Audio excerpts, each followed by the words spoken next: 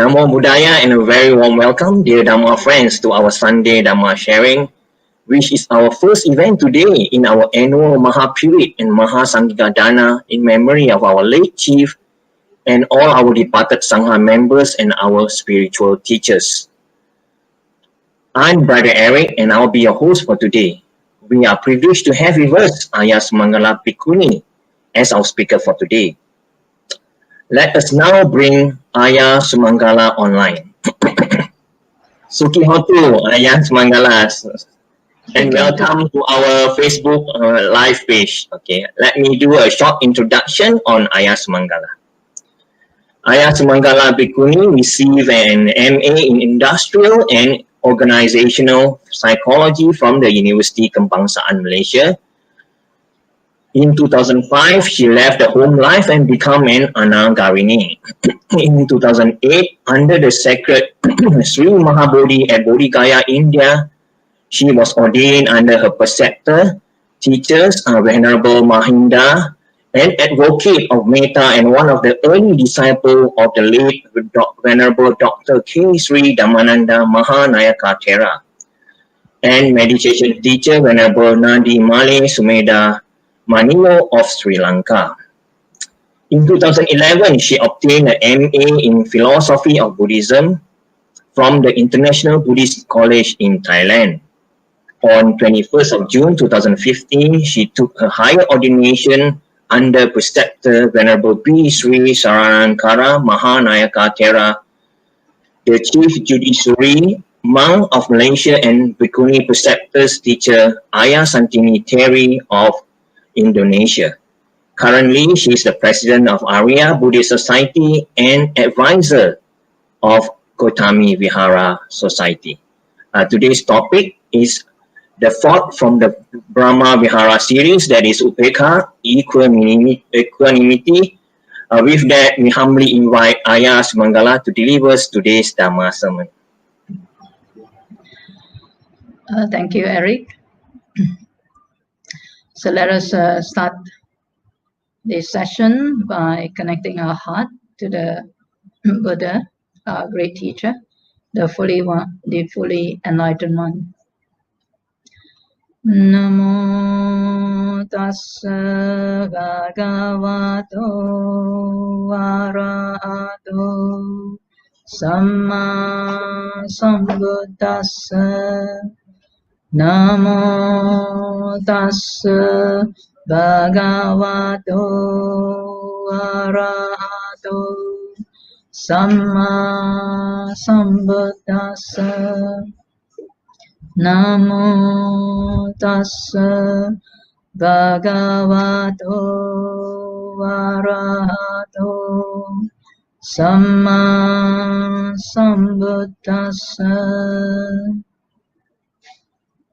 Dear Dhamma friends, and today is a very good day for us to gather together here, whether in this place or in other places, that we are able to connect to this live stream.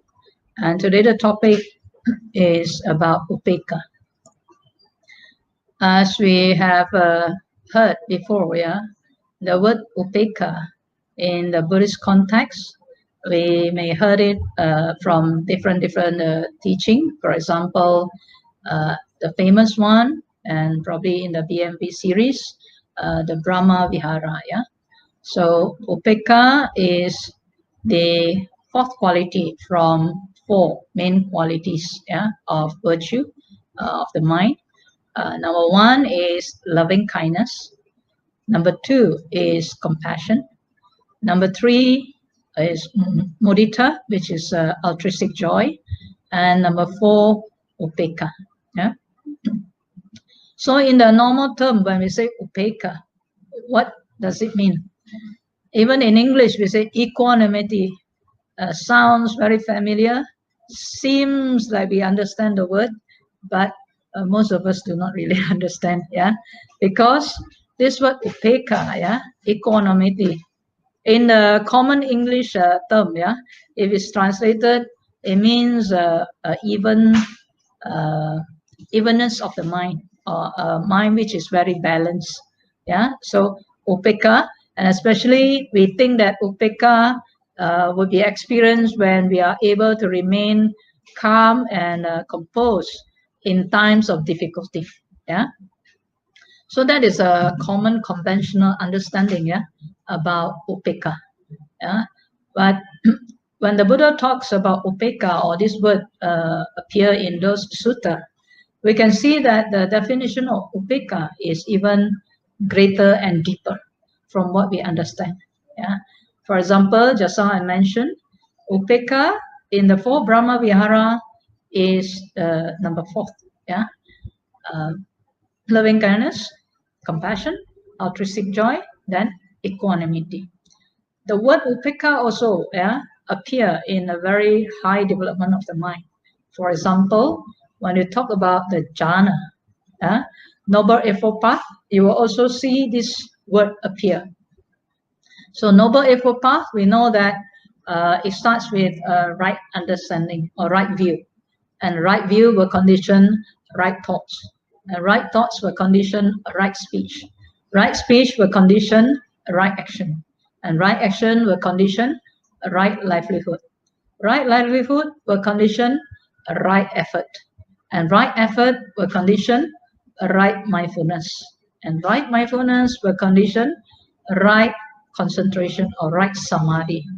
And in this right samadhi, then we know that the practice or the development of this virtue, Upekkha, is one of the highest among the practices, because from the right effort, there are 4 types. Right mindfulness, there are also 4 types. And also there are, in the right samadhi, there are also 4 levels. So Upekkha exists, the term you can see in the 3rd jhana and 4th jhana. So again, it's not a common word that we can conventionally think about, but in simple form we say evenness of mind, a balanced mind. Even in times of difficulty, they are able to embrace and with understanding and not affected by the ups and downs. So again, like I say, in the spiritual cultivation, you will see this word Upekkha in the right samadhi. But in the rest also, it actually appear as a basis to develop Upekkha. So now, okay, just now I mentioned 4 Brahma Vihara, then you can see this word in the cultivation noble eightfold path. You can also see this word at especially the factors of right samadhi. And then where else can we see this word? Is in the 7 factors of enlightenment. 7 factors of enlightenment. Starts with right mindfulness. And then the investigation of Dhamma, and then after that, energy means the effort. And then from the energy, then people experience rapture, and from rapture to tranquility means it's more and more refined. And from tranquility to concentration, samadhi, and then again at the end ended with Upekkha. So can you see that that this word Upekkha in the Buddhist term is actually a very deep, profound state of the mind. So now we can actually go into to look more detail into this, how we can actually develop Upekkha. Because it's not just a common thing that we think. I will just like to approach it from the right samadhi, because if you can see that it actually have a very high place in the cultivation of the mind. So if you look at when we talk about developing Upekkha through right samadhi, because the simpler form for Buddhists to learn the Dhamma or to cultivate is to take the Noble Eightfold Path as a yardstick, as a main path for cultivation. Without this path, the Buddha said, there will not be any noble ones. This is a very important thing for all of us to know. So if we take from the Noble Eightfold Path, let's say we cultivate Samadhi, where you experience Upekkha, right? So how do we cultivate that? So first, I think all of us also have heard before, yeah. In the Buddhist cultivation, yeah, the Buddha advises, yeah, there are main thing that we cultivate. In the common one, we always say dana, sila, bhavana. Yeah, dana means generosity, charity, and giving. Sila means morality, and morality also can be divided in stages. Yeah, you heard about 5 precepts, yeah, for the commoners, and then for those who would like to learn a bit more, renunciating their sensual pleasure, then you see that people observe 8 precepts during Uposatha, and some maybe observe it every week. Some even take it as their way of life too, as a lay person. Yeah, and then there are other precepts on 10. And then for the bhikkhus and bhikkhunis, of course, they have 227 and 311. So there are more principles that they keep, yeah, in order for them to gear their mind towards the attainment of the goal of renunciation, that is liberation from the cycle of suffering. So this is morality. Then bhavana. Bhavana means mental cultivation. Yeah? So mental cultivation actually not only that we are sitting for meditation, but is throughout the day, throughout our life. We maintain to train the mind, yeah, in the wholesome direction that leads us to and what they call disentangle the knot or the defilements in the mind, so that one day we can be totally free, yeah, from defilements. And through that, the Buddha said, then we can be totally free from birth and death. Yeah. So bhavana is a cultivation of the mind, and in bhavana we can divide in 2 aspects, which is serenity and insight. Yeah. So meaning the cultivation would lend us to this virtue of serenity. Serenity means a very composed samadhi, which also the peak of it is upekkha. And from that state, actually, they can even further to develop higher mental states.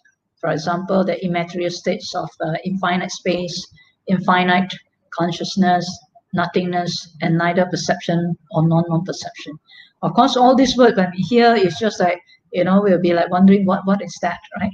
But these are the mental refinement, yeah, the purity of the mind and the power of the mind that can be developed by one. And this is where the Buddha has shown us, yeah. And it leads to knowledge and vision, yeah. Knowledge that for commoners like us, normally we think, what we see, that's all. What we hear, that's all. But the mind is actually beyond our thinking. And the pure state of mind is actually embracing and is powerful. And this law of the mind is actually, as we can see now, from what the Buddha has practiced and what he has realized and he shared with us. So that higher knowledge, higher wisdom, yeah, higher mind, it is possible for people to cultivate, to realize that. So we say dana, sila, bhavana. So, but for the cultivation or culmination of virtue, it becomes sila, samadhi, panya. Yeah? Sila means we have to keep our morality well. If you want to cultivate upekkha, morality is a very important base, yeah, to cultivate. Morality, then samadhi. Samadhi means if we cultivate from our right effort, right mindfulness, and right samadhi, it will culminate in right samadhi. And then panya. Then from here, that's where you get the knowledge and vision. Means the knowledge, the wisdom. What is this body all about? What is the mind all about? And you know how to differentiate it, and you know how it comes through your cultivation, direct knowledge. Yeah. So in order to cultivate the mind, to realize or to understand the meaning of upekkha, we start with morality. Yeah. So for simple practice, we set the 5 precepts. Yeah. So the precepts of what? Abstaining from harming or killing, then abstaining from taking things not given, abstaining from sexual misconduct, abstaining from telling lies or false speech, and also abstaining from intoxicants or alcohol. Yeah.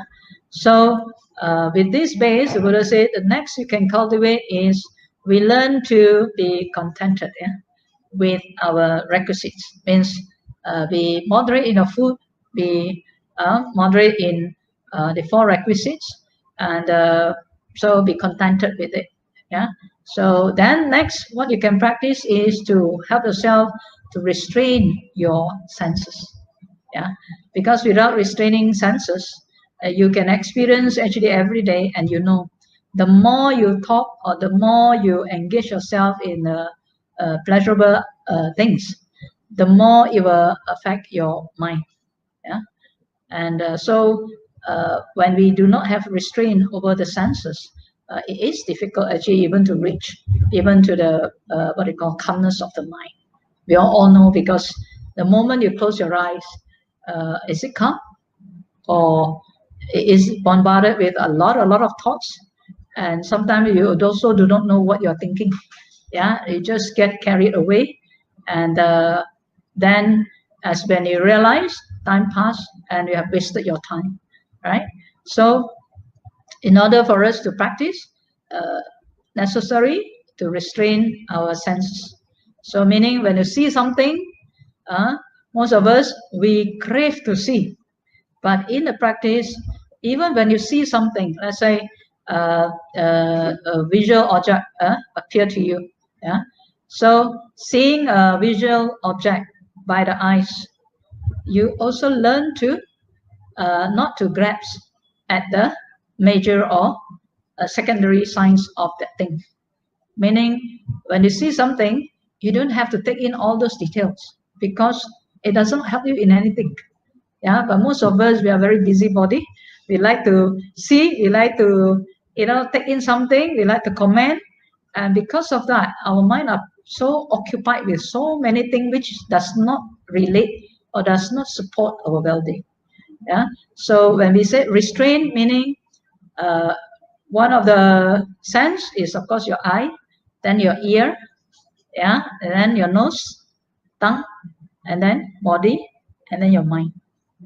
Right? So whether sound, smell, or taste, yeah, or tactile object, feeling from the tactile object by your body, we do not take it, grasp it, and become defiled by it. So the less you take in, the less complicated or scattered your mind is. Yeah. So this is also an important practice. So when you go for retreat, for example, then you are always told not to talk, right? Noble silence. And then also keep focusing your mind on the happenings of your body, whatever actions that happen, then you know exactly the real time. Yeah. And this is where it can help your mind to quiet down and calm down.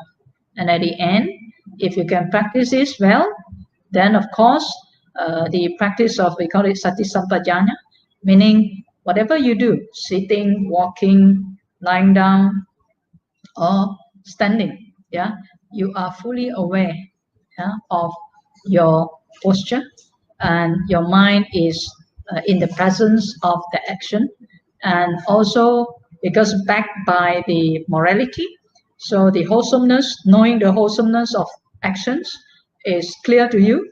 So whenever you perform the actions, you are performing with full-heartedness and knowing that it brings well-being and also protection for you, right?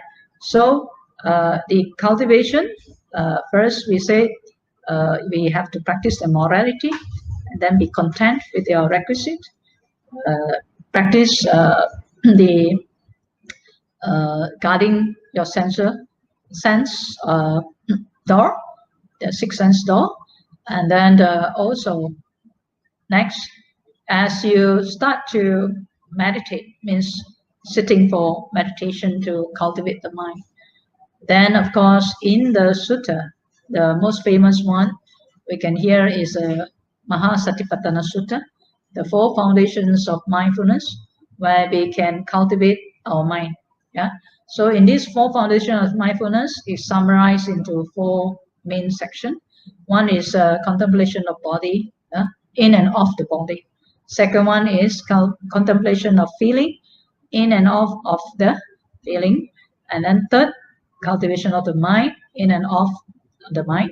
And the fourth one is cultivation of the Dhamma object or mental object, or some translate it as the phenomena of the mind. So these are the 4 cultivation. And under these 4, there are more to come. For example, for the body, yeah, it starts with a very powerful cultivation. The Buddha recommends very much. And in the sutta, you can hear many suttas talks about this and how to cultivate.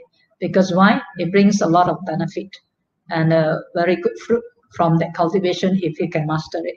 So the main one that the Buddha always mentioned is anapanasati. So this is cultivation, contemplation of the body, in and off the body. So breath, the in-breath and out-breath meditation or mindfulness. So from this, then they expand to the 4 posture of the body, and then they expand to other practices, like, for example, the 4 elements, 32 parts of the body, and then 9 symmetry contemplation, yeah, and also in every activity of the body that you do. Yeah? So there are ways and means to cultivate, but it starts with anapanasati. Yeah? And then for the feeling, there are also different techniques to cultivate the mind, and then the mind, and of course the phenomena of the mind. So of course on one section like this, we cannot explain all, but just to give you some idea. So from the cultivation, let's say we take anapanasati as our main object of meditation. First, of course, when your mind is trained to just be fully aware and to know your in-breath and out-breath, at the beginning, most people will report very difficult to practice. Yeah, even just to pay attention, just to know your in-breath and out-breath, it is so challenging to a lot of people. But nevertheless, we need a method, an object of meditation to anchor our mind, to get it started. Yeah, so it's very important as we cultivate, let's say using anapanasati, if you practice it properly, and the Buddha also specifically also give guideline how you should sit. Yeah, you have to sit cross-legged, keep your body upright, and then place the mindfulness in front of you. Yeah, so parimukkham is in front of you, and then after that, as you forget the whole world around you, because now you are trying to train your mind. So bring your mind within, and then that's from where then you can practice. And as you bring your mind within, then you bring your attention to your in-breath and out-breath. Yeah, so in a very relaxed mode, you will find that actually all of us are breathing. Yeah, so now it's only as you're so relaxed and you're breathing in, breathing out, you start to notice very prominent, yeah, the in-breath and out-breath. So if you can continue to just pay your attention, yeah, knowing the in-breath and out-breath, then it will lead you to even more refined, more calm, more purified mind. Yeah. So when a person can continue to do that, then they will start to realize at the beginning what challenges us from not knowing the evenness or balanced mind, or the mind that is blissful and non-grasping. It is from training. So when we train our mind, we anchor our mind first through the method of anapanasati, then you start to see the hindrances that comes to you. For example, sensual desire. So that's why when you ask people to meditate, they will not want to, because why? They say boring, doing nothing, right? Actually, it's not. It's a working to know the mind, because we do not know the mind. Therefore, we go round and round suffering because we do not know the mind. So we are not mastering the mind, but we are a slave to the defilements of the mind. Yeah. So mind in nature is very bright, luminous. But how to discover that? Yeah. So the five hindrances is the one that hinder us from getting to know the deeper aspect of a pure mind. Yeah. So first is the hindrances of sensual pleasure. Second is the hindrances of ill will, hatred, grudges, yeah, jealousy. And then third is the hindrance of sloth and torpor. So when we say train the mind, the moment we sit down, either we think a lot or we sleep. Isn't that what happened? Yeah. So this is where when we say training the mind, we can see how the mind actually is defiled and lack of energy when come to training. So sloth and torpor is a hindrance to the mind. Yeah? And to the modern day, nowadays, people are so much into they call the speed of trying to do everything and anything within the 24 hours. This is where either they think a lot, and by the time when they stop, yeah, they will sleep. Yeah, so that's why we can see that the simplicity of life is also very important in training. So third, sloth and torpor. Yeah. Fourth hindrance is the worry, and restlessness. Right. So sometimes we say, I have no time. I have no time to meditate. Then you are given time, let's say the 2 hours to meditate. Still, you think a lot, isn't it? Yeah. So this is where we have to understand it is not about having time or no time, but it is a lot to do with an untrained mind. An untrained mind, they are always in that worrisome state, restless. Yeah. And so this is a hindrance to the purity of the mind. Yeah. And next hindrance is actually the hindrance of doubt. Yeah. Doubt. Yeah. So even when we learn something good, we sometimes still have doubt. Yeah. Let's say even learning, let's say the Buddhist teaching or the Buddha's teaching, we still have doubt. Why? Because we didn't investigate. Yeah. We didn't put time to investigate, to find meaning, to examine it, to practice it, and evaluate, and then we'll find the proper way. What is wholesome, what is unwholesome. So doubt is also a hindrance to the mind, because when doubt comes, a person will not pursue to what is good, what is wholesome. So these are the hindrances of the mind that blocks the development of sama samadhi. And like I said, Upekkha doesn't come in front. Upekkha is quite the last peak of the cultivation. So when a person can actually through bhavana, and if they can these five hindrances subside in their mind, is if after they practice through the method of let's say anapanasati, then they are able to overcome. The mind become more and more calm, and all these sensual desires will start to uh, reduce, and then at the end it will subside. So when this happened, the Buddha said is like, for example, the Buddha gives simile, very clear simile. They say if five hindrances does not subside in our mind, then it's just like, he give five example. Just like a person, he said, when he has no money and he borrow a loan. And so during that time, of course, he has to work very hard, and he tried to repay the loan. And one day, yeah, he managed to earn enough and paid the loan. And so, and also have some money for his life. So that is the kind of a feeling, yeah, of experience. When you are free from these five hindrances, that is how you feel. Yeah, means no more in debt. Yeah, you're free from that debt. And how would that feel? Good or not? You feel elated and you feel free.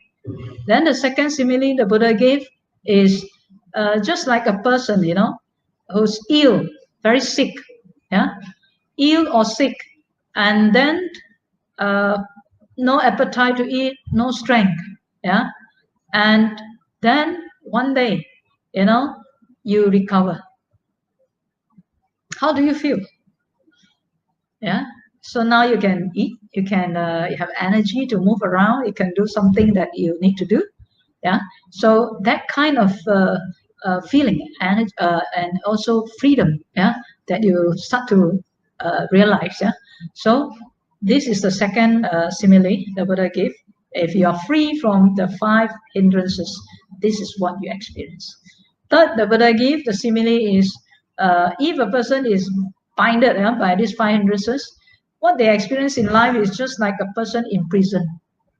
You feel you are trapped. You feel you're trapped in your body. You feel also you're trapped like in the family.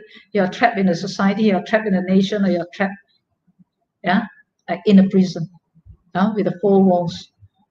It's not because of something else, but it's because the defilements, the hindrances that hinder our mind. So that is how you feel. Yeah.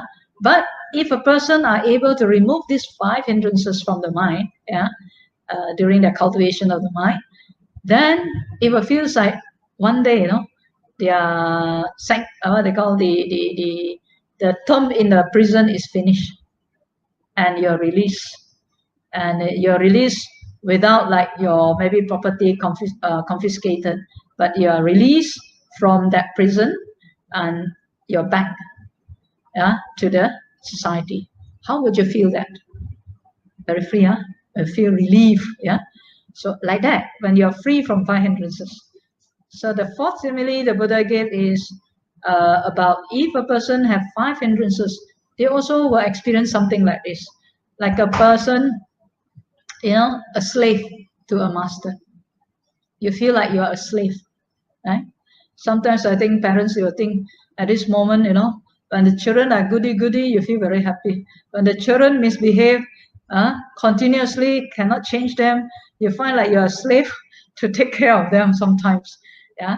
But of course, the feeling is very different when you can't do anything, and you find that you just have to serve, and you don't have freedom to go anywhere but stuck. Yeah. So the Buddha said, when you have 5 hindrances within you, you also experience like that. You feel like you are a slave. Yeah. Slave to many people, whether to your children, to your husband, to your wife, to your parents, or to, you think, you feel like that. So this is where, again, when a person is free from these 5 hindrances, then the master said, okay, today you are free. You no more become a slave. How would that feel? Again, you feel very happy, right? Very relief, very free. Yeah. So this is the fourth simile the Buddha gave. And the fifth, the Buddha said, when we have 5 hindrances in our mind too, then we also experience something like, you're, let's say, like a businessman. You're wealthy, you have good to sell, and from one point to the other point, you need to cross a long desert journey. Yeah. And it can be dangerous. So if your 5 hindrances is with you, then you experience that kind of experience, like you are in a long, dangerous desert journey. So in life, if you do not know Dhamma, you don't cultivate your mind, that is what you experience. Yeah, it's just like a long, dangerous journey. You know the consequences of a lot of things. You can see birth, aging, sickness, death, separation from loved ones, association with unloved one, not getting what you want, and you don't understand, what is this 5 aggregates all about? What is this I, my, mind, right? So this again, the Buddha said, if you have these 5 hindrances, you will experience this. But during cultivation, when the 5 hindrances subsided, through the training of the mind, you will experience, just like the businessman, and one day he reached the other side of the place or the village that he wants to go, and he reached there, so he feels very safe and very relieved. So too, when our mind is free from 5 hindrances, then we'll be able to experience that kind of freedom. Yeah. So imagine when our mind is not cultivated, then we will experience those things that I've mentioned to you. Number 1 is we feel like we are in debt. Number 2, we are sick somewhere, whether mentally, physically. or emotionally. Yeah. Number 3 is we felt that we are in prison. Number 4 is the slave, yeah, in slavery. Number 5 is we are in a long desert journey.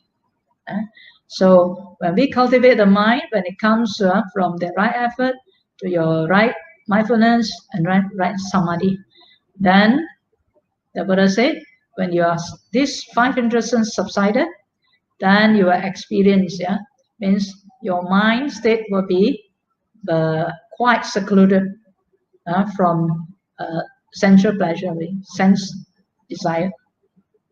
Also, you are actually secluded from unwholesomeness. Means your mind is quite wholesome already at that time, and you are also free from these sensual desires, and from these 5 hindrances. Then the mind will enter into what you call as first jhana. Yeah. So that in that state, although it's still you have to apply your thoughts and also sustain also thoughts of the cultivation, but in this particular state of mind, yeah, your experience, the joy that springs from your heart, yeah, is actually very joyful, not binded by the external thing, but is within your mind. The joy arises. Yeah, so you will experience, like I told you, when you're free from the 5 hindrances, that is what you experience.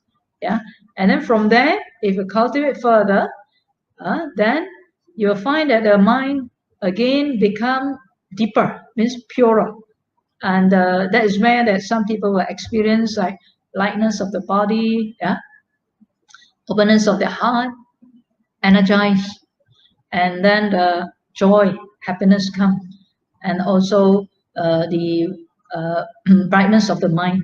Yeah, so gradually it will develop, and so this is where when we talk about the development of the equanimity gradually start to develop. So in the first jhana, like we say, it is joyful. Yeah, some mention with the words pity, yeah, means structure.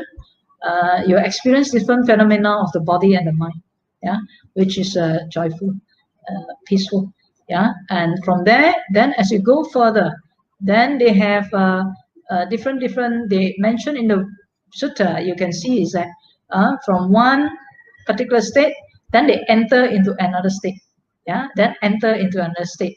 So, for example, to give a simple understanding, we can see like when we say, how do we draw milk? So milk is drawn from the cow, right? Yeah. But how do you get, let's say, the cream of the milk? A certain temperature, certain condition, right? Then you can draw the cream of the milk from the milk, right? And then how do you draw, let's say, the ghee from the cream of the milk? Then again, different condition, different refinement, and then you will get the ghee. And how do you get, let's say, the cream of the ghee? Again, is from different condition, more refined condition. Then you will get the cream of the ghee. So too, in the realizing Upekkha in practice, it is from just now I mentioned the Noble Eightfold Path. So we start with the right view and then culminate into the right samadhi. And then this side samadhi, there are also stages of refinement. Yeah, with withdrawing in deeper and deeper and deeper, purer and purer, means less and less defilement, and then more and more pure state of the mind. So for the second jhana, for example, after they experience that stability in the first state of the mind, the first jhana, then they will enter into the second stage. By this time, the sutta also tell us that the mind is no more with the applied thoughts and sustained thoughts, yeah, but it is a very concentrated mind, yeah, a mind that is unified, yeah, and some they will use the term that absorb, yeah, and your mind is free from thoughts, yeah, free from thoughts. So some people will think, how can the mind free from thoughts? So when we say free from thought means to think about Upekkha, how can we get there? Because that is not a state where we can think of. Yeah, it is a state that we experience when the mind becomes very refined, very pure, right? So from second jhana, then they experience even more deeper kind of gladness, and from joy, then some blissful experience.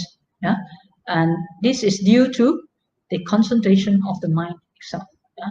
So it will go withdraw within deeper and deeper, and your five senses is basically, uh, the mind are not interested to take anything, but the mind is withdrawing deeper and experiencing that happiness, and also the bliss of seclusion, yeah, from the senses, and also the mind gets into more profound, more deeper state, and that we experience, like we say, gladness or peace, or some say bliss. Yeah, so those experiences from within. But I give example, yeah, for second jhana, it's just like, the water springing up from the lake. Yeah? So this water spring up. Yeah. So you're cold water and there's this spring water coming up. So that kind of experience. Yeah. And this is because why? No more thoughts. Yeah. And then the person go contemplate further in. Then the Buddha said, then they will experience the quality, the virtue of what they call equanimity. Yeah, happy indeed is one. Yeah, with equanimity and mindfulness during the third jhana. Means from one state to another state, they withdraw, withdraw, withdraw. It means the cream of things. Yeah, it is through the purification of mind. So when it's more pure, then that state will appear. So in this state, we see the word upekkha comes. And this is where, when it's developed further, then the last stage is actually the fourth jhana. Then they say this is where equanimity is at the center stage. Yeah. So again, like we said, what is this equanimity all about? So this is a state like when conventionally you can describe with certain word, and you'll be surprised. You see different translation. They give you different words. Yeah, but what exactly is it got to do? Practice and to how to say, understand it. So equanimity, we can see that it is a very blissful state when from third jhana, but when you come to the ultimate point of it, you don't experience that kind of whether uh, pain or pleasure, or happy or not happy, that kind of state anymore. Means you don't experience that duality of the mind. You will experience the fullness of the mind at a very, when we say, even or balanced state. So that state is actually like conventionally we'll think, yeah, balance means like neither here not there, right? But actually what I was say is that the fullness of the purity of the mind, where you experience the composure state, very blissful, but neither here nor there, and the mind doesn't grasp. So in that state, when you get to that state, then you start to learn, or the vision and knowledge come to you that, hey, the understanding of the body and the mind. Yeah, the mind, how the mind actually is withdrawn from this body. Yeah, and you start to begin to understand the body and the mind, because all the while we only understand like one thing only. Yeah, our body is more very prominent, but our mind, we don't actually understand much about our mind. But through those practices of serenity or samadhi, we can start to understand. Yeah, actually this body and mind, it is not as what we think, but the mind can be purified, and the state of the mind that is pure brings about the peace, the harmony, and the understanding, the right understanding or the right view about all the phenomena that happen to us, whether physically or mentally. So in equanimity, like I said, this is a very high state of cultivation of the mind, and it leads to the right wisdom. Means now we have the knowledge, direct knowledge, understanding of our mind, and from here, then of course, it can also be depending on the practice itself, and if you have practiced it well, and you always are able to reach that state, it becomes a day-to-day living. And this day-to-day living of equanimity actually is a very happy state. You know, when you return means when you come up from the jhana, your mind is at that kind of state that you don't grasp anything. Yeah. In the Buddhist term, you can hear the word yata bhuta jnana dasana, seeing things the way it is. So in our daily life, everything you see is just nice, just as it is. Yeah. So your mind don't comment on. Yeah. Your mind embrace everything in its nature, in its own state, without reacting. So whether things come, they come, they come, they go, they go. So, but your mind is still at the stable, steady state, balanced, not interrupted. Yeah. So this is where, again, like I said, Upekkha is a very important virtue that we need to cultivate. And this virtue, like I say, is not just by mere thinking. It won't come. Yeah. It has to be cultivated. But if one can experience the Upekkha, yeah, through the cultivation of the mind, then again, like the Buddha said, if through the four Brahma Vihara, yeah, the highest state again is Upekkha. Yeah.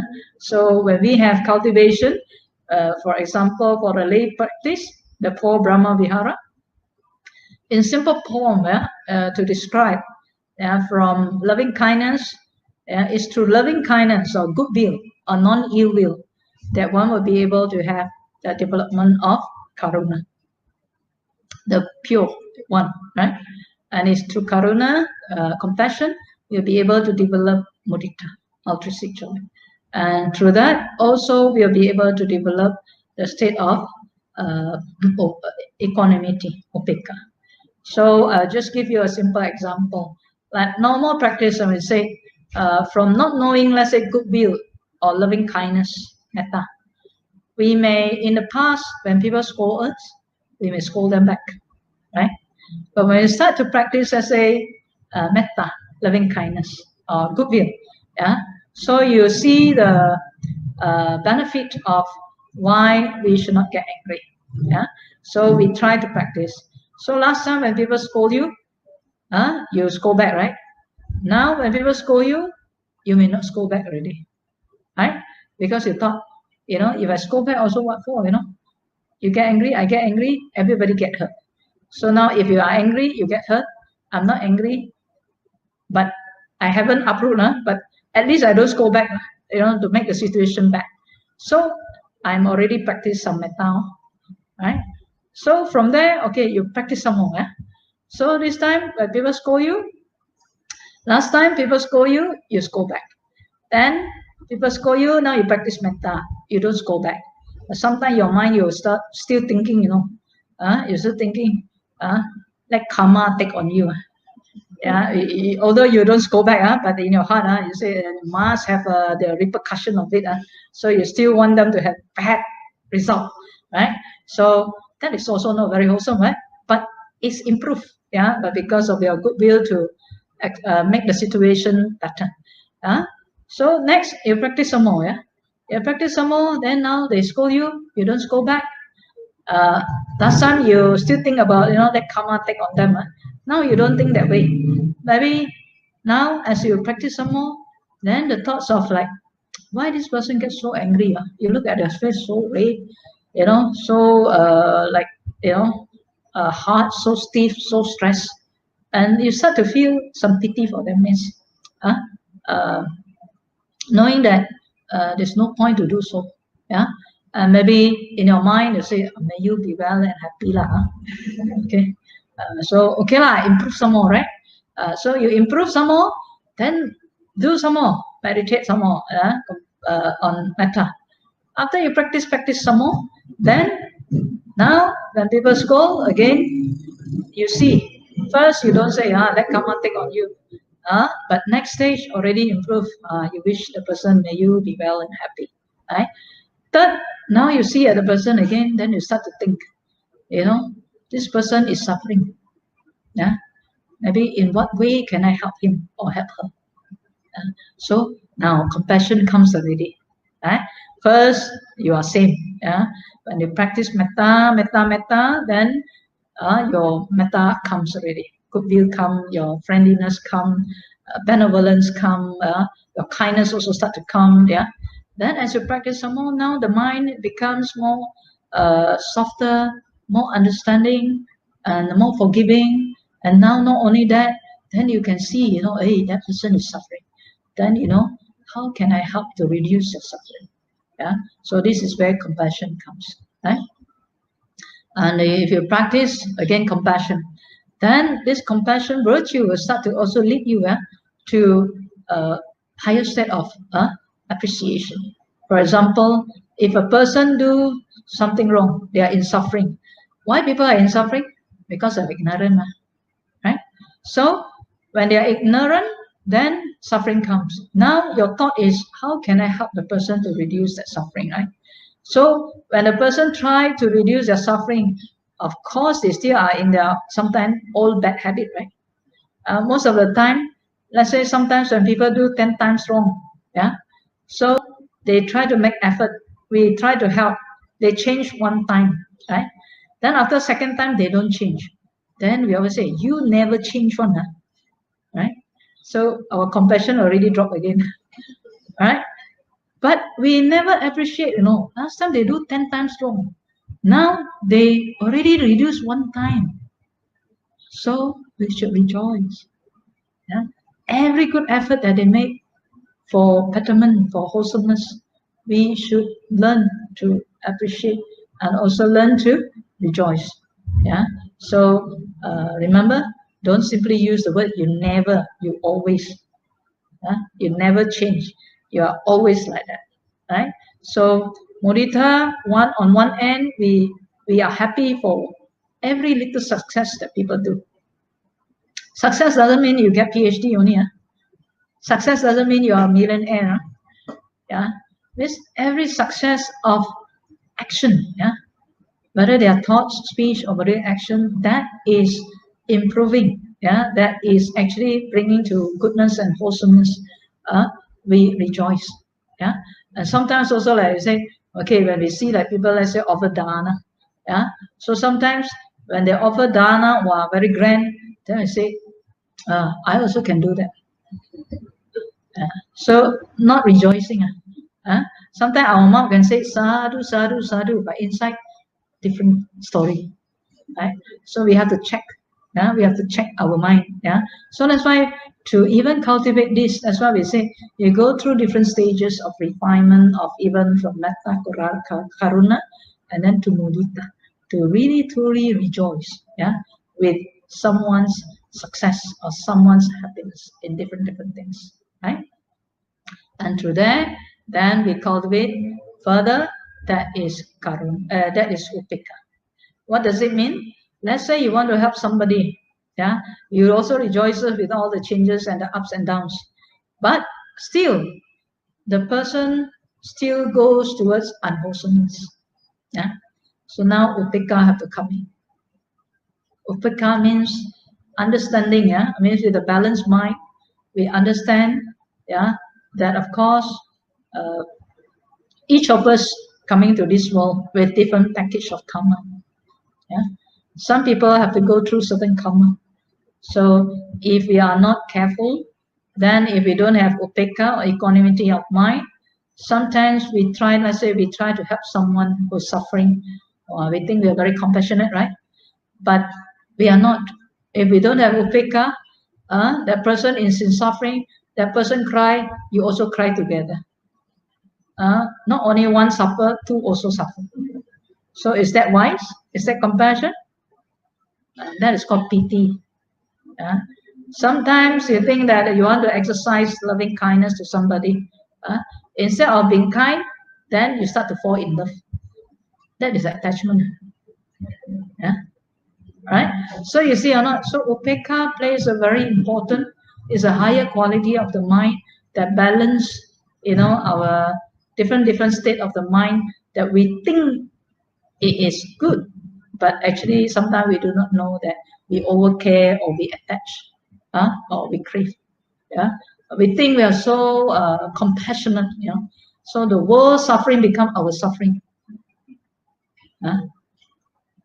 So, I mean, it's good to have compassion, yeah, but when we do not know, we don't have the upekkha, yeah, to understand that each being that comes to this world have that their come.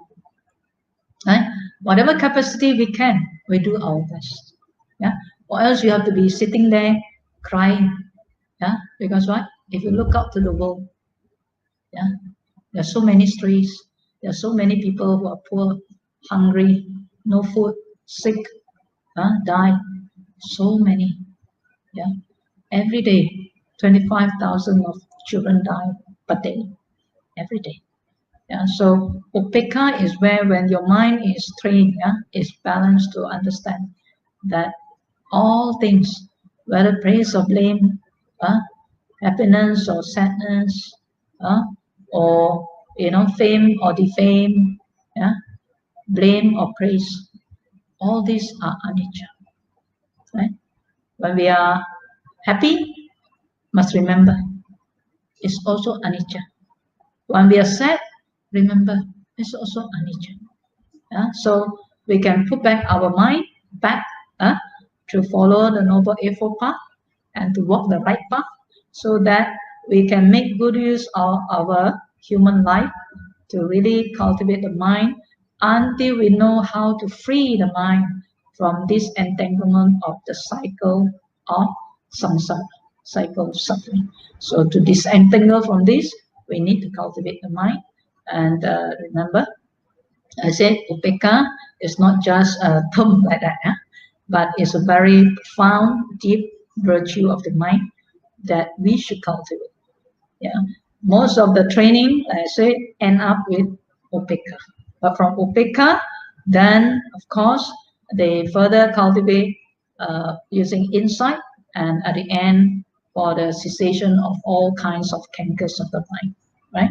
So I like to wrap up. Yeah, to just remind you all. So very important cultivation. We know that Noble Eightfold Path.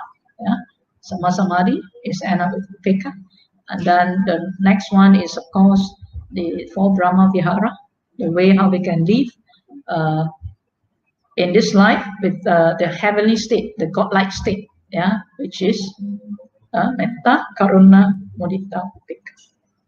And also the way for the final enlightenment, that is seven factors of enlightenment, yeah, which start from mindfulness, four foundation of mindfulness, and then you have the investigation of Dhamma, then putting your energy, effort to do it, and also to cultivate accordingly, to abandon what is unwholesome and to cultivate what is wholesome. And then after that, experiencing the rapture of that cultivation. And then from that rapture, they go further in tranquility. And then further in, yeah, the samadhi, the deep samadhi, and then upekkha, right? So I hope this short sharing would benefit you all. And these are a good state that we can start from very simple by having faith, conviction in the Buddha, Dhamma, and Sangha, meaning we want to follow the Buddha's way.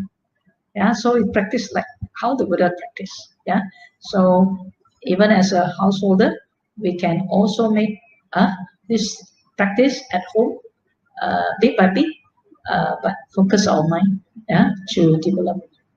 So hopefully that one day that everybody can actually be free from the samsaric cycle. So thank you all very much for your attention. Very good timing. Yeah, exactly 1 hour. Okay, we thank Ayah Sumangala for that very excellent sharing. Here we have some questions posted online for us. We will put it up online for Ayah and everyone to view it. Our audiences are still welcome to post additional questions under our Facebook comment.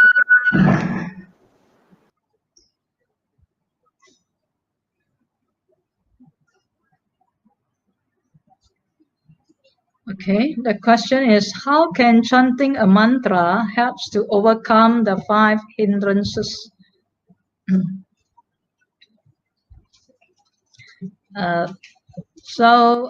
In the cultivation of mind, yeah, so we have different ways of practices. So chanting, now we say mantra, Some is we say chanting the sutta. Yeah. So mantra is basically some repetitive words. Yeah. That some associate with the spiritual quality. And so if in the Buddhist way, some of course Buddhanusati can hear.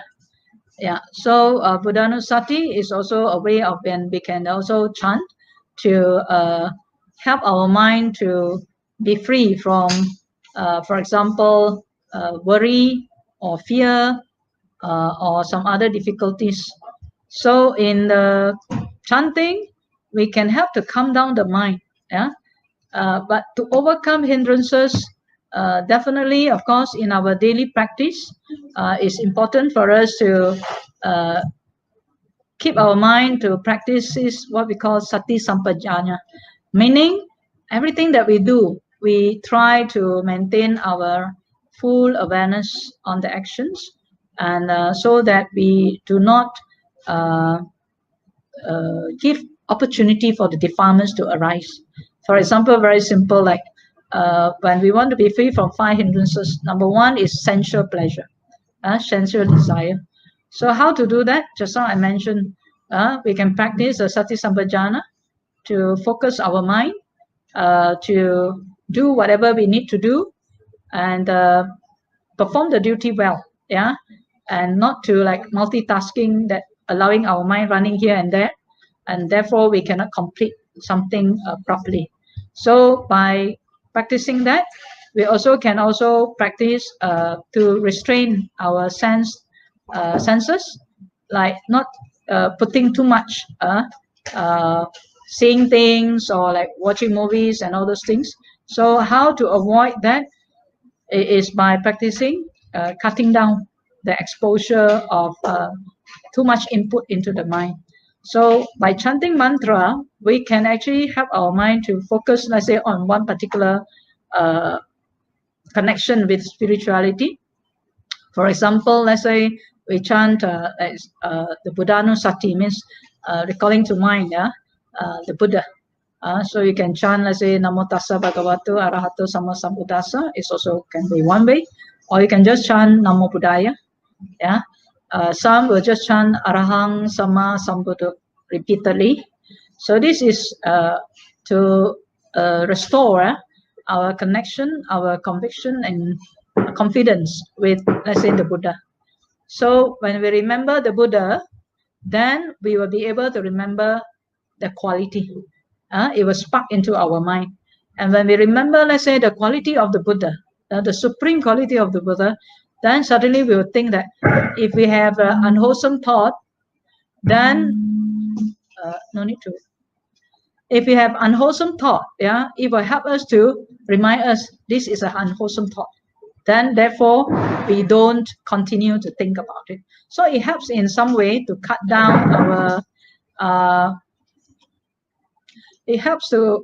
our defilements, yeah, and so that we can be able to focus again our mind to what is wholesome and what is kind, or what is in line, yeah, with the Dhamma. So chanting mantra, in one way it can help, yeah, if it's associating with the Buddha's quality, or the quality of the Dhamma, or the quality of the Sangha.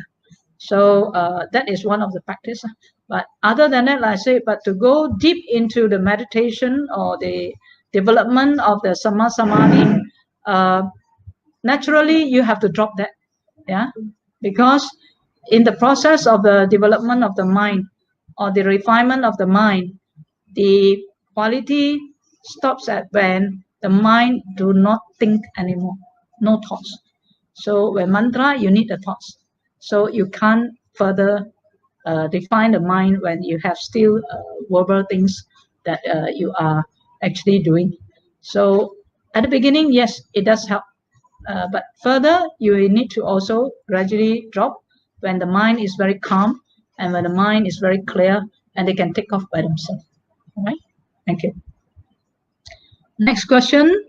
To establish equanimity as the mainstay of the mind, does it affect our daily working and household life and be termed as aloof, disconnected, in our daily life by our peers and family members.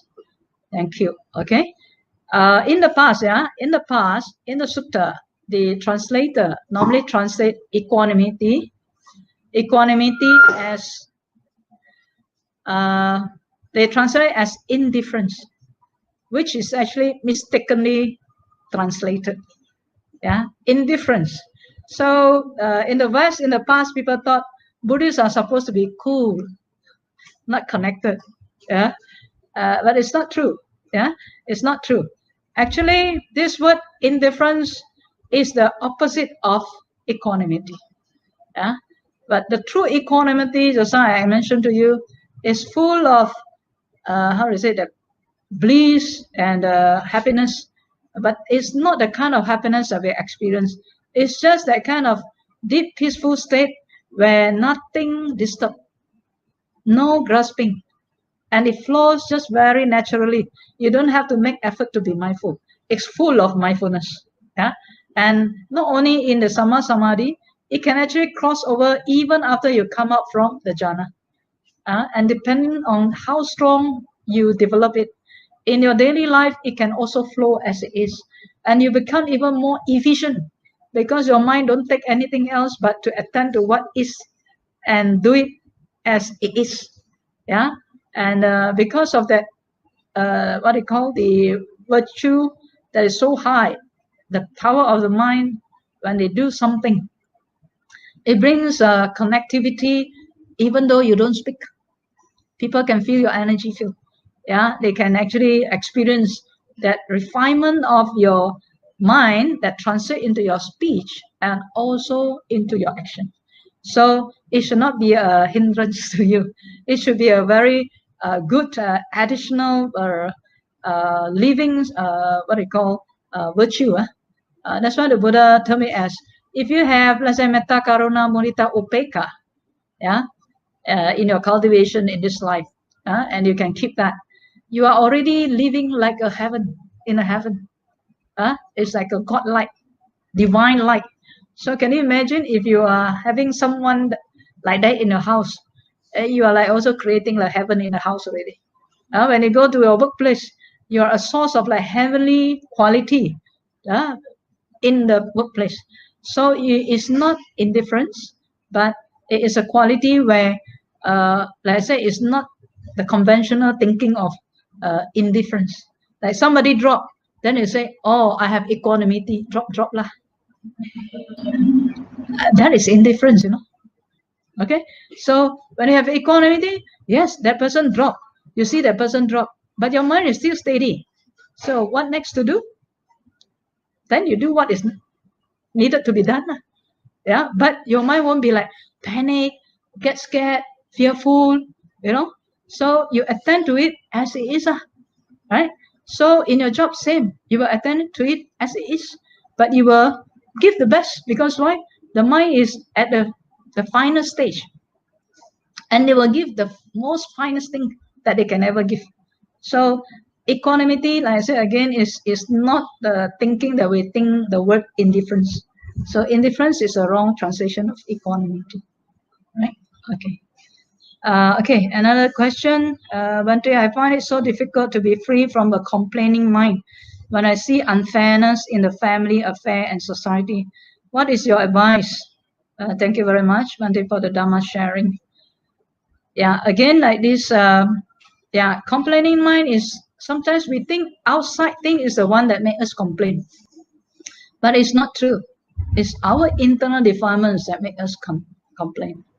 Why? Because we are not knowing. It is because of the identity of a self within us that we compare, we make judgment, and because of that, then we see like a lot of things are not done properly. We think so, but sometimes when I look into our mind, do we also done things not appropriately for the peace and harmony of our mind? When we start to complain, what happened to the mind? You get agitated, right? Get angry. And when you entertain further, what will happen? Then more and more will come. Because why? Untrained mind, they tend to proliferate. So you need just to catch one word, and then after that, you will start to justify according to your ignorance. And this is where more and more suffering develop. Not only for yourself, you think you are a fighter, or a person who fight for the justice, yeah. But now you're internally imbalanced. Is this justified? The more you complain, the more you damage. Complaint can never solve problem. Yeah. So yes, there are many different things that happen in the world. Yeah. We again, without upekkha, equanimity, to understand that each and everyone comes with a different package of karma. Each and everyone has to make the effort to make changes. But that's why the Buddha did not focus to people first, but the Buddha focused to one person, your mind. So the Buddha told Ananda, Ananda, be unto yourself the island, yeah, no other refuge, yeah, but the Dhamma as your island, as your refuge, yeah. So this is very important. So that's why in the summary of the teaching, even of practice for the renunciants, the Buddha said, avoid all evils, cultivate good, purify one's mind. This is the teaching of the Buddha. The Buddha never say, purify the mind or purify other mind. But most of us are very busy trying to purify others' mind, bring justice to others, but we do not purify one's mind. So purify one's mind. When we purify our mind, naturally we will bring justice to a lot of people. Yeah, we may not be able to save the whole world, but at least this world, yeah, this 6 fathom body, the Buddha said, if you know this world, you'll be able to benefit the world. Yeah. So I think remember, it's very important. Focus, purify one's mind. When the mind is not stable, not what they call in goodwill, tune back, yeah, and refine back to the wholesomeness.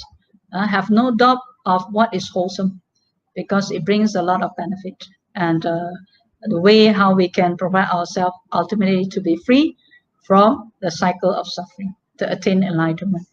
Yeah? If one is not free, there's no way to free others. Yeah? Remember the 5 journey I told you all, the 5 simile? So if we are in that, we have to free ourselves first. Right? So it is not because ourselves, but when freeing our mind means we start to understand, yeah, the Dhamma, the profound Dhamma that leads to ultimate freedom. So very important. Yeah. Next question. Equanimity is a combination of the 4 sublime states. How then do these 4 sublime states pervade and suffuse each other? Please clarify. All right. So we said that the equanimity, just now I think I also have mentioned indirectly, that the 4 sublime states, yeah, they pervade and suffuse each other. And you'll be surprised, in Digha Nikaya 13, yeah, on Tevijja Sutta, the Buddha mentioned actually these 4 sublime states. Normally we cultivate, we start with like, may I be well and happy, and we radiate metta to different direction, or individual people and different group of people, yeah. And but in the sutta, in this DN 13, you'll be surprised the Buddha mentioned all the practices until first jhana. Then the Buddha said, radiate metta, pervade the whole first, the what they call metta, loving kindness, to the first quarter, suffuse, yeah? And then second quarter, third quarter, fourth quarter, above, below, and across. After first jhana, not any kind of like we say, how come, when I say may I be well and happy, or may you be well and happy, I don't feel that wellness. Because why? It's a thought base. It's not established yet. So again, from here, we also know that when the mind is already into first jhana, what does it mean? you're already free from the 5 hindrances. Right? The mind is so aloof and relieved and joyful.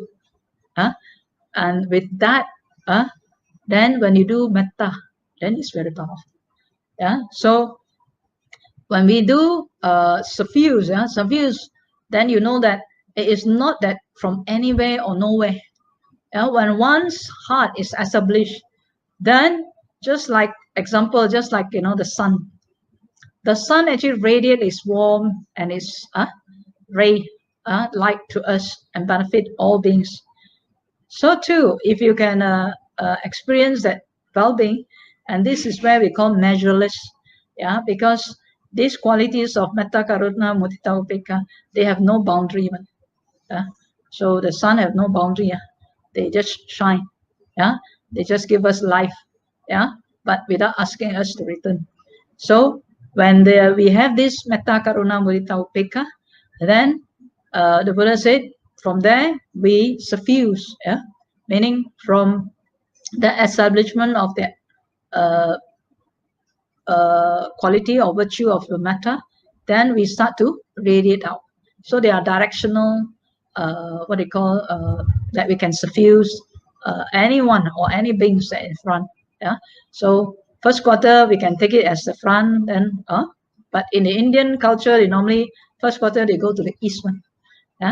East, there's a south, west, north, then above, zenith, and nadir, and then across means you radiate out. So for the metta, then after that karuna, then mudita, then upekkha. So in between this, like I said, there's always that the work of different virtue that helps to balance it back, so that it stays as the wholesome quality and not fall into, like I said, the opposite of it. Like metta, if you don't have upekkha to balance it, then of course they become craving or attachment. Compassion, then if you don't have the upekkha to balance them, then you may actually end up in, like I said, the question is how come so much suffering and not justified. It's because we don't have the upekkha to balance this compassion. So we think it's compassion, but no, it's actually pity. Pity is where you get involved and affected by other people's suffering. And then from that practice itself, like I said, then we can actually help ourselves to balance to the right wholesome virtue. Is craving for jhanas a form of hindrance, since experiencing the state of jhanas makes our mind calm? Is craving for jhanas a form of hindrance? I think we heard a lot sometimes from different tradition of meditation. But if you look at the sutta, so far, I have not come across a word that the Buddha mentioned that jhana, to practice jhana or to develop this sama samadhi is a craving that hinder the mind. But I think maybe other tradition, they may say so. But jhanic state is developed only when you are able to actually, you see, the support of this sama samadhi comes from other 7 factors, which is right view, right thought, right speech, right actions, right livelihood, right effort, right mindfulness. Then how could it be craving for jhana is a hindrance? Jhanic is a state where all the hindrances are being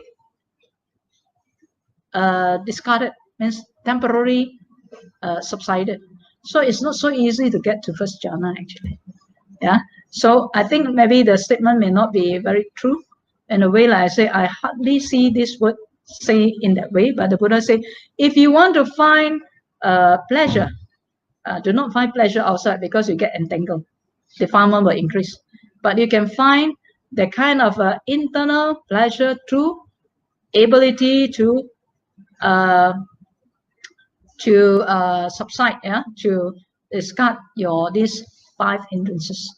So that is not a hindrance, but the hindrance is that when we cannot get into jhana, that is big hindrances, right? Oh, many questions coming.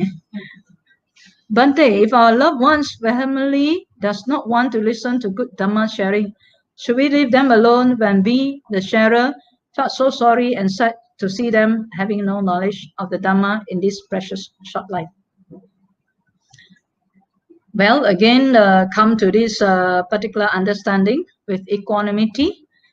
We should practice metta, karuna, mudita, upekkha. So if our loved ones are not into the Dhamma, well, we understand what is the condition and what is the consequences. We do not have to feel sorry or sad or bad for them, right? Because again, we come into the family. I just share with you one story in the Dhammapada about this person by the name of Magandia. This Magandia have two very spiritual parents. Yeah, this is the example. And the two parents is very spiritual. And one day she was of age to get married. And the father thought, who will be the best man for her daughter to get married? So he think. He said, oh, the best person I think is the Buddha. Because Buddha have a very good name, fame, and so fine things about him. So he said, we should offer our beautiful daughter to the Buddha. So one day they have invited the Buddha for a dana. And then what happened is then after the dana, then the father of Magandia told the Buddha, that they would like to offer the daughter to the Buddha. And the Buddha actually surveyed the mind of this couple, and he sees that the husband and wife actually have the capacity. In the past, they have also been cultivating. And if the Buddha speaks the right Dhamma to them, they will be able to develop very fast. So the Buddha told this couple, say, in the past, when Mara sent her 3 daughters, I don't even want to touch them with my feet. Yeah. So, and because why? The Buddha told them, beauty is just anicca. Yeah. Everything actually is not to what we see. Yeah. But in the true sense, yeah, everything is anicca. Yeah. And but because of that statement, the couple actually was like realized. They realized that what the Buddha said is so true. And they get to the state of anagami, means a non-returners mind, state of mind. But the daughter was very angry because the Buddha said, even the Mara's daughter, she also don't want to touch with his foot. What more with this daughter? And but the father and mother decided to go forth. They are rich, so they actually get the daughter to the uncle to take care, and both went forth, and they cultivated, and they attained arahanthood. Okay, so now you see, the father is so good, so spiritual, but unfortunately, the daughter do not get the Dhamma. The daughter get very angry. Not only now the Buddha do not want her, then the Buddha means she may be associating that the Buddha has taken away her parents. And she was very angry, and she vowed to vengeance the Buddha whenever the opportunity. And apparently she got married with a king, and but from there she also was very jealous of the king's another queen called Samawati, and she made plots and plots to actually kill the other queen. And also because that the other queen, she was actually listening to the Dhamma of the Buddha, she was practicing meditation. And finally, what happened?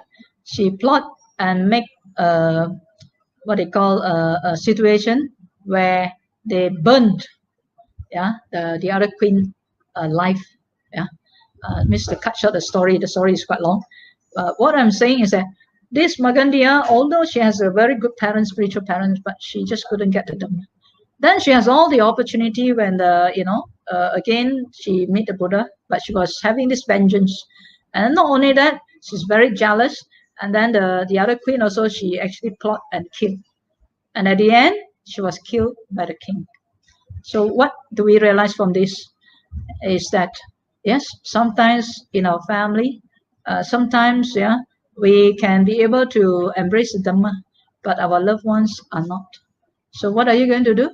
Are you going to become Magandia or the Magandia's parents? Or are you going to become Samawati or Magandia? Or the king who have killed Magandia after that? So make your wise choice. You have also that short lifespan, so make good use of your this precious human life while you have the wisdom to cultivate. Do it fast, but you should not get sad or angry with others who are not cultivating. You cultivate and be a source of inspiration, but whether they can follow or not, that will also be up to them. All right. Another question. If we have total compassion without using wisdom, people may take advantage of our compassion. In the end, we are demoralized. As Bhante agree, wisdom and compassion must be applied together to lead a balanced, worthy, and spiritual life without harming ourselves and indirectly. So, of course, wisdom and compassion is a practice. Again, like I said, the Buddha has never said that his compassion is taken for granted. Yeah, when we exercise compassion, we know, like I said, because of the Upekkha, we know to what extent we can help, what extent we cannot help. Right? So, like the Buddha, when he sees, the Buddha teach out of compassion for the world, for the good, for the happiness of gods and men. So, out of compassion. So, if not out of compassion, can you imagine 45 years the Buddha traveled India, everywhere to teach? Yeah. So, when we say compassion, we don't see compassion as being taken for granted. When we exercise compassion, we also know to what extent. For example, if the Buddha knew that this person can be trained, the mind can be transformed, during the death, they can be guided and then they can take good rebirth, then they will do that for them. I mean, guide them. And if the mind cannot be trained, then some people are born, with wrong view. So no matter what you tell them, they say, I agree with you, but there's a but there. Yeah. And so it's not because of our compassion is being taken for granted. We teach them, we guide them, we spend time to help them, but they don't change, or they take it as, because we are compassionate, so they want more, or they try to do something else, that to take from us, something like that. So, but it's out of compassion, but also the wisdom, of course. When we exercise compassion, there is wisdom there. But if we pity, then you will get trapped. Okay, so I think wisdom and compassion, definitely they go together. Should or must we aim for monastic life to be able to practice more effectively? This one I can summarize for you, that the Buddha mentioned monastic life and the life of a householder. What is the difference? So the Buddha said, the monastic life is like a bird, free, only carry their wings for practice. And household life is full of dust, closed and dusty, full of impediments. For example, you say, at home, you say, I cannot meditate because why? So much housework to do. But when you go for retreat, can. Why? Also got work to do, but can practice. Right? So when MCO, so much time, cannot practice. Household life, there's so many concerns. So when you practice in the monastic way of life, you have time for your chores, for your duties, for your service, but you also have some time to quiet down and to also do your own practice. So we come as brothers and sisters. So the attachment, that's why they leave their relationship, but doesn't mean that you are not connected, meaning you just put down, because why? That itself is an impediment in our practice. So remember, so if you wish to practice in the what they call household setting, definitely it's tougher. And if you can overcome that, actually monastic life is even more tougher, because why? You're not dealing with outside thing, you're dealing with your own defilements. The war is not outside with your husband or with your wife or with your children. The war is with your impediments, your defilements. So it's a different kind of cultivation, and in that way, that the condition helps. So that's why the Buddha actually started the Sangha. Yeah, the community that support each other to develop the mind for the ultimate goal of renunciation and liberation. So I think I'm so sorry, Eric. I think we have to put a stop already because it's already 11:35. I thank everyone so much for all the question and interest to want to learn more. And maybe other times that we can have this opportunity again. Yeah, thank you. Okay. Brothers and sisters, if you have outstanding questions, you can keep the questions for our next sharing. Okay, we thanks for the excellent reply and answer from Ayah Sumangala and the equally good question posted by our audiences. Okay, besides that, a kind reminder, dear Dhamma friends, our next Dhamma sharing will be on next week, Wednesday, Full Moon Poya Day, on the 2nd of September at 8:30 p.m. by Bhante Professor Dr. Uparatana with the topic Chiro Kuda Sutta. So Dhamma friends, do remember to join us again this coming Wednesday at 8:30 p.m. So before we conclude, we would like to invite Ayah Sumangala to share the merits accrued today with all the devas and our departed loved ones. So let us compose our mind and recall to mind all your good time spent in listening to the Dhamma, a meritorious state indeed. And also let us recall to mind all these good merits that we accrue. May it also be a source of happiness to all our family members, wherever they are. And we shall also share this merit with the devas and also dedicate this merit in memory of our departed ones. And we would like to especially dedicate also in memory of our late Chief Case Sri Dhammananda and also all our other teachers, the late Venerable Dhammavuddha, the late Venerable Indaratana, and all other teachers. So let us compose our mind and we shall share the merits with the devas, followed by our departed relatives.